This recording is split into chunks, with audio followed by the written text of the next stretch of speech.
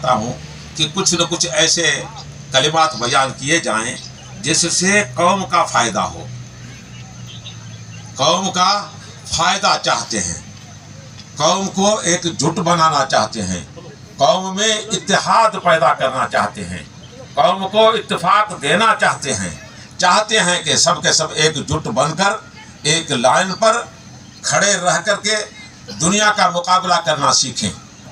हम ये चाहते हैं कि आपस में किसी किस्म की रंजिश को न रखें, ना इत्तेफाकी को दूर करें, बाइत्तेफाक मुत्तहिद बनने की कोशिश करें।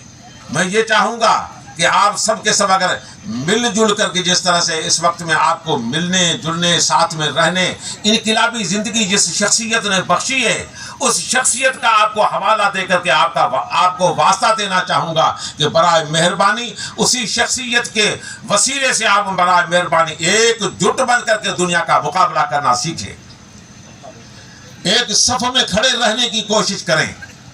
मुख्तलिफ जमातें, मुख्तलिफ कौमें, मुख्तलिफ ग्रुप ये बनाना ये एक तरह से समझदारी नहीं है, ना समझी है।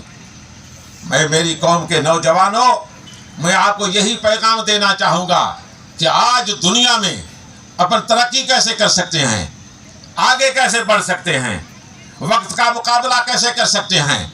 अल्लाह जल्ल जलालहू जल्ल शानहू ने अपने मुक़द्दस कलाम में फरमाया कि इन्नमल मुअमिनून इख़्वतुन, सारे मोमिन यानी जिस किसी ने कलमा पढ़ लिया, कलमा जिसने तौहीद का अपने सीने में रखा, तो तौहीद का कलमा वो यही अपने को सबक दे रहा है, यही दर्श दे रहा है कि सब के सब जिसने कलमा पढ़ा वो सब भाई हैं। तो अब भाई से वही व्यवहार किया जाए, वही सलूक किया जाए, वही बर्ताव किया जाए जो अपने रिश्तेदार और अपने खून के भाई से रिश्ता किया जाता है, वही किया जाना चाहिए।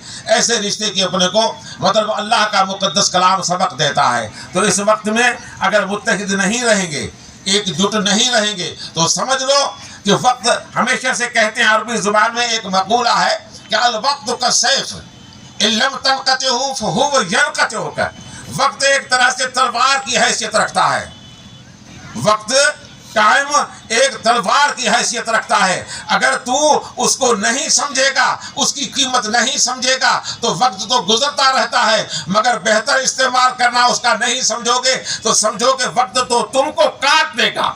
जिस तरह से कि तलवार इंसान को काटा करती है, तो इसी तरह से तुमको वक्त भी काट देगा। तो फिर तुम न इधर के रहोगे न उधर के रहोगे। इस एतबार से मैं ये कहना चाहूँगा कि सबके गिला शिकवा सब भूल जाओ। वक्त ऐसा है जिस वक्त में अपने सबको एक बन करके मुकाबला करना ज़रूरी है, तो वक्त के मुताबिक अपने को चलना भी ज़रूरी है। अब सारी ये बातें इस पे जो गोहर निशानी गोहर फशानी फरमाएंगे वो हजरत मुफ्ती आज़म हिंदुस्तान वो फरमाएंगे, मगर मैं तो सिर्फ आपकी रहनुमाई करना चाहता हूँ कि अजीज़ों इस वक्त में जग कर के काम करो। तो तरक्की के लिए तुम्हें क्या करना चाहिए? हमेशा से तरक्की का मुकाबला तरक्की से किया जाए, लाठी का मुकाबला लाठी से होना चाहिए, तलवार का मुकाबला तलवार से होना चाहिए, एटमी हथियार का मुकाबला एटमी हथियार से होना चाहिए। अगर इसी तरह से समझदारी नहीं पैदा करोगे तो दुनिया में तुम अपनी छाप अपना नाम रोशन नहीं कर सकते। इसलिए मैं आपसे ये कहना चाहूँगा कि ऐसी तरक्की को आप कैसे हासिल कर सकते हैं? वो तालीम की बदौलत कर सकते हैं। मैं तालीम पर सिर्फ आपको एक दो नुक्ते बयान करके मेरी तकरीर को विराम देता हूँ, फिर हजरत मुफ्ती हिंदुस्तान बयान फरमाएंगे। वो खतीब शाही खतीब ज़ीशान हिंदुस्तान के नहीं बल्कि एशिया के खतीब हैं, मगर ये तो अपनी खुश नसीबी है। मखदूम शाह ताज हुसैन ज़ीद मजदूहू की करामत है, वो जो इसको खींच करके यहाँ अपने धौरों में टीगों में पहुँचा रही है, वो उनकी जिंदा करामत है जो ऐसा इनकलाब बर्पा कर दिया। मेरे दोस्तों एक बार दुरूद शरीफ पढ़ लेगा।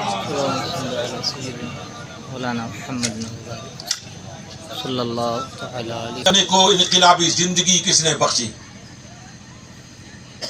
नई चहल पहल, नई रौनक, नई बहार अपने इन धोरों में, ऐसे रेगिस्तानी इलाके में, ऐसे खुश्क बंजर इलाके में किसने बख्शी है? किसकी बदौलत ये रौनक आई है? सभी को मालूम है कि हजरत पीर साहब ताज हुसैन शाह زید مجدہ و کرمہ، وہ تشریف لائے، یہاں پر آنے سے ان کے قدم یہاں پر پڑے، ان کے قدم کی برکت یہ ہوئی کہ ہر جگہ پہ یہ جلسے جلوس ہو رہے ہیں۔ کیا 11ویں والا پیر ابھی پیدا ہوا ہے کیا؟ یا اس سے پہلے کیا پیر نہیں تھا کیا؟ یا ان کی کرامتیں نہیں تھیں کیا؟ یا علماء کو پتہ نہیں تھا کیا؟ ہر جگہ پہ ان کی شہرت آج نہیں بلکہ 700-800 سال سے ان کی شہرت، ان کی کرامتیں پوری دنیا کو معلوم ہے۔ ان کی کرامت یہاں تک کی ہے کہ اگر کسی کو مردہ بنائے تو مردہ بنا سکتے تھے، مردے کو زندہ بنانا چاہیں تو مردے کو زندہ بھی بنا سکتے تھے، اگر چاہیں تو وَلَوْ أَلْقَيْتُ سِرِّي فَوْقَ النَّارِ لَخَمِدَتْ وَانْتَفَتْ فِي سِرِّ حَالٍ، اگر میرا مطلب ایک طرح سے دم کرنا چاہوں چلتی ہوئی بھڑکتی ہوئی آگ پر، تو وہ آگ تھم کر زمین کے اندر گھس جائے۔ اگر کسی مردے پر میں کلام کر دوں تو وہ مردہ زندہ ہو کر کے چلنے پھرنے لگ جائے۔ اگر میں پہاڑوں پر دم کروں تو وہ پہاڑ زمین کے تہ میں چلے جائیں۔ ایسی کرامت کسی کو کہنے کی کہلوانے کی ضرورت نہیں تھی، مگر یہ سب کا سب فیض وہ حضرت مخدوم تاج حسین زید مجدہ و کرمہ کا ہے، جو آج زندہ ہے۔ تم اس پہ عمل کر کے ان کے عملی نامہ دنیا کو پیغام دے رہے ہو۔ اس پیغام کو دینے کے لیے میں یہ کہنا چاہوں گا کہ علم کی اشد ضرورت ہے۔ ایک جٹ میں تسبیح کے دانے جس طرح سے ایک دھاگے میں پروئے جاتے ہیں، اسی طرح سے تم سبھی لوگوں پروئے تو وہ چلے گئے ہیں، عمل تم کر رہے ہو، مگر اب تم لوگوں کو یہ عمل کر کے آگے بڑھنا کیسے ہوگا، ترقی کرنا کیسے ہوگا، آج کے زمانے میں تم اپنا نام کیسے نام روشن کر سکتے ہو، اپنا کام کیسے کر سکتے ہو، کام کرنے کا سلیقہ تمہیں کیسے آئے گا۔ وہ کام کرنے کا سلیقہ تمہاری ہر قسم کی چہل پہل دکھانا وہ علم سے ہی آ سکتی ہے۔ تو میرے عزیزوں، میرے دوستوں، میرے نوجوان ساتھیوں، میں تم سے یہ کہنا چاہوں گا کہ تعلیم دو طرح کی ہے، ایک دنیاوی تعلیم ہے اور ایک دینی تعلیم ہے۔ میں تم کو دونوں تعلیم کی طرف ایک طرح سے تھوڑا بہت اشارہ دینا چاہتا ہوں۔ ایک بار اور بھی ضرور پڑھ لیجئے۔ اللہم صلی علی سیدنا مولانا محمد وبارک وسلم، صلاۃ و سلام علیک یا رسول اللہ یا حبیب اللہ صلی اللہ علیہ وسلم۔ یہ اپنی دنیا ہے جہاں اب اپن بسے ہوئے ہیں، جس علاقے میں رہ رہے ہیں، یہ علاقہ خشک علاقہ ہے، ریگستانی علاقہ ہے، بے علم علاقہ ہے، جس میں علم نہیں ہے، مگر چاہتے ہیں کہ علم ہو۔ مگر علم کا معنی، علم یہ عربی لفظ ہے جس کو انگلش میں اگر ٹرانسلیشن کیا جائے تو اس کا معنی ہوتا ہے ایجوکیشن، اگر ہندی میں کہا جائے تو اس کو شکشا کہا جاتا ہے، مگر علم عربی کا معنی یہ رکھتا ہے کہ یوں علم کے اتنے اقسام ہیں، لا ينقسم ولا يتعدى ولا يحدى، بہرحال اس کی کوئی تعداد نہیں ہے کہ اتنے علم کے قسم ہیں، یعنی ہر معلومات کو علم کہا جاتا ہے، ہر گیان حاصل کرنے کو علم کہا جاتا ہے، مگر خاص کر کے علم وہ جو ایک طرح سے دین یعنی دین سکھا کر کے اللہ تک پہنچانے کا کام کرے، وہ علم جو اپنے مرشد کی پہچان بخشے، وہ علم جو اپنے ماں باپ کی پہچان پیدا کرے، وہ علم جس سے اپنے پڑوس کا حق ادا کرنے کا پہچان اور اس کا سبق دلائے، وہ علم جس کی وجہ سے اپنا ایمان بچا سکے۔ صحیح معنوں میں وہی ایمان علم کی برکت سے مل سکتا ہے، وہی علم حاصل کرنے کے لیے علم دین کی ضرورت ہے۔ دین حاصل کرنا، دین تو تمہیں مل سکتا ہے مدرسے سے، عالم دین سے مل سکتا ہے، علم دین مل سکتا ہے دین داروں سے، بہرحال دوسرا علم جس کو کہتے ہیں دنیاوی علم، دنیاوی تعلیم، ایسا ہے کہ ایک طرح سے تو اپنی دینی تعلیم بھی ہوتی ہے اور اسی طرح سے دنیاوی تعلیم بھی ہے۔ دنیاوی تعلیم اور دین کی تعلیم یہ کب سے شروع ہوتی ہے، کیسے شروع ہوتی ہے، یہ آپ کو سوچنا ہے۔ عالم کی ضرورت کب پڑتی ہے، دیندار عالم کی ضرورت کب سے شروع ہوتی ہے، یہ سمجھ لو کہ شادی ہونے کے بعد میں، میاں بیوی کا اختلاط ہونے کے بعد میں کچھ دنوں سے بچہ پیدا ہوتا ہے۔ جب بچہ کسی کے گھر میں جنم پایا تو اسی وقت میں عالم دین کی ضرورت پڑتی ہے۔ سب سے پہلے ضرورت علم دین کی رہتی ہے، کیونکہ سب سے پہلے اسی کو بلایا جائے گا کہ عالم دین کو بلا لو کہ اس کے کان میں اذان پڑھے، پھر اس کے بعد میں دوسرے کان میں اقامت تکبیر کہے، پھر اس کے بعد میں ضرورت پڑتی ہے کہ اس کو صحیح ماں ملنی چاہیے، ایسی ماں ہو جو پڑھی لکھی ہونی چاہیے، دیندار ہونی چاہیے، صالحہ ہونی چاہیے، نیک خاتون ہونی چاہیے۔ اگر ایسی ماں کسی گھر میں اپنے بچے کو جنم دیتی ہے تو وہ جنم سے بچہ نیک کردار اور اچھے اخلاق کا حامل بن کر دنیا میں اور دین میں اپنا نام روشن کر دے گا۔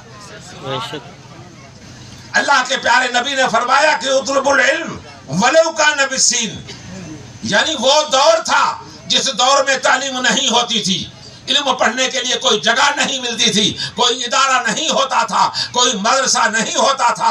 اس لیے سرکار نے فرمایا کہ اس وقت میں تو میرے صحابہ ہیں، میرے صحابہ کے بعد میں تابعین ہوں گے، پھر اس کے بعد میں تبع تابعین ہوں گے، پھر اس کے بعد میں اولیاء امت مصطفیٰ ہوں گے۔ بہرحال یہ سلسلہ تا قیامت جاری رہے گا، مگر تم کو وہاں علم نہ بھی مل سکے، بائی چانس ایسے تم بہانے تلاش کر لو کہ یہاں پر ہمیں علم نہیں مل رہا ہے، تعلیم نہیں مل رہی ہے، تربیت نہیں مل رہی ہے، تو اس بندے کو چاہیے کہ اگر اس کو اطلاع پہنچے، خبر ملے کہ چین میں علم مل رہا ہے، تو علم دین حاصل کرنے کے لیے، مذہبی تعلیم حاصل کرنے کے لیے چین چلے جاؤ، چین سے جا کر کے علم حاصل کرو اور اپنے بچوں کو پڑھاؤ، ایسے بچے لائق فائق بناؤ تاکہ وہ سب سے پہلے خدا کو پہچانے کہ خدا ایک ہے، لا الہ الا اللہ، جس کا معنی ہوتا ہے خدا کے سوا اور کوئی خدا نہیں ہے۔ اس میں کلمہ جس کو کلمہ توحید کہتے ہیں، اس میں دو جملے ہیں،